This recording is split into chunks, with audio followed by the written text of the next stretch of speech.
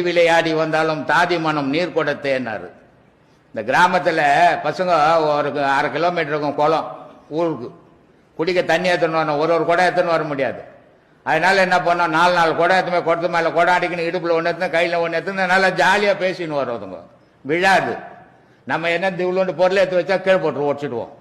ஏன் விழாது அப்படின்னா, எது பேசின்னு எது சிரிச்சின்னு வந்தாலும் அது மனசு அந்த குடத்து மேலேயே நிற்குது. அதனால அது அசையலடா.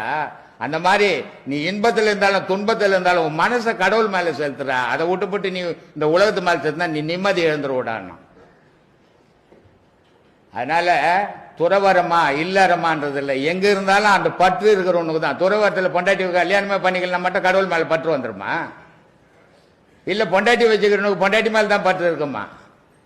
அப்படி எல்லாம் கிடையாது. அவன் மனப்பக்குவத்தை பொறுத்து தான் இருக்குது. அது மனம் எது குடும்பம், பொண்டாட்டி, புள்ள எல்லாம்